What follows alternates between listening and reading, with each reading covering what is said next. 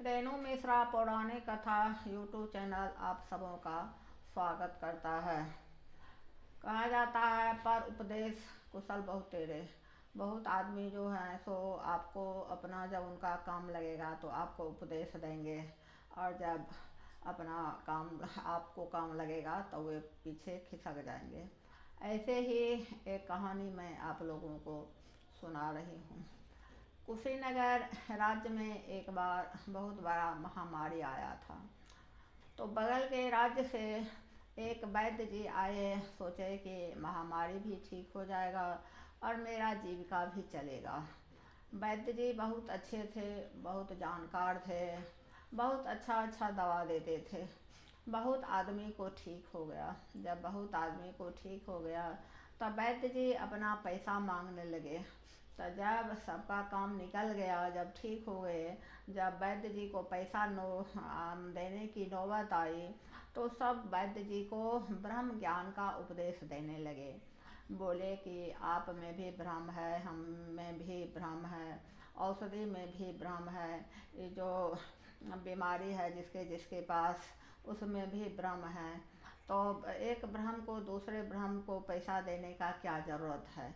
एक ब्रह्म दूसरे ब्रह्म से क्या पैसा लेंगे। बेचारे जो वैद्य जी थे उनको भोजन पर आफत आ गया। बेचारे सबका इलाज किए, खर्च भी किए। दवा बनाने में दवा तो वैसे नहीं बनता है, उसमें खर्च होता है। बेचारे को भोजन भी नहीं मिलने लगा। तब वैद्य जी सोचे कि इससे अच्छा तो हम अपने राज्य चले जाएंगे। बेचारे वैद्य जी विथ बैगन बैगेज अपने सभी सामानों के साथ अपना राज्य चलने के लिए तैयार हुए। चल दिए उस राज्य से। उस राज्य में उनका जीवन यापन नहीं होता। सब ब्रह्म ज्ञान का उपदेश दे दे करके उनसे बेचारे से दवा ले लेते थे, तो बेचारे को भोजन भी नहीं मिलने लगा। तब अपना राज्य जाना जरूरी था। राजा जो थे कुशीनगर के, उनके राजकुमार को भी महामारी की चपेट में वे भी आ गए थे, और उनका जो राज्य वैद्य थे उनसे उस राजकुमार को महामारी ठीक नहीं हुआ। तब वे इस वैद्य के बारे में जानते थे, तो अपने सेवक को इन वैद्य को बुलाने के लिए भेजे। वैद्य जी गए, राजकुमार जी को दिए अपना दवा दिए, तो उनसे थोड़ी राहत राजकुमार को मिला। तो तो राजा बोले कि वैद्य जी ऐसा कोई दवा दीजिए कि जल्दी से राजकुमार को ठीक हो जाए। तो वैद्य जी बोले कि हाँ, दवा तो ऐसा है कि लेकिन हमको कुछ ब्रह्म ज्ञानी आदमी के तेल की ज़रूरत है।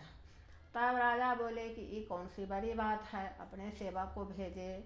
और बोले थे राजा कि मेरे राज्य में तो बहुत ब्रह्म ज्ञानी है। तो सेवक जब निकला, जब राजा को ब्रह्म ज्ञानी के तेल का ज़रूरत पड़ा, तब कोई नहीं बोले कि हम ब्रह्म ज्ञानी हैं। सब बहुत आदमी कहे कि मैं तो ब्रह्म ज्ञान जानता भी नहीं हूँ। कोई बोला कि मेरे परिवार में ब्रह्म ज्ञान का एक भी आदमी नहीं है। जैसे तैसे गांव वाले को जो हुआ सो बोलने लगे। सेवक अपना लौट करके आ गया। इतने में वैद्य जी जो थे सो अपना दुखड़ा जो था सो राजा साहब को सुनाए थे। तब राजा साहब जो वैद्य जी का जो पैसा पचाए थे उनको बुलाए, और जो पैसा पचा गए थे उनको जब बुलाए तो वे सभी लोग डर गए। और राजा साहब बोले कि वैद्य जी का आप सभी लोग पैसा दीजिए और कसम खाइए कि फिर ज़िंदगी में ऐसा काम नहीं करेंगे। तो वे सभी लोग जो वैद्य जी को ठगे थे, सभी आदमी वैद्य जी को पैसा दे दिए, और वे जो वैद्य जी जो थे वे राज दरबार में राज्य वैद्य के रूप में रह गए। उपदेश देने वाले आदमी ज़्यादा धोखेबाज होते हैं। अगर मेरा कहानी आपको अच्छा लगे तो मेरे चैनल को आप लोग सब्सक्राइब कीजिए, लाइक कीजिए, कमेंट कीजिए। धन्यवाद।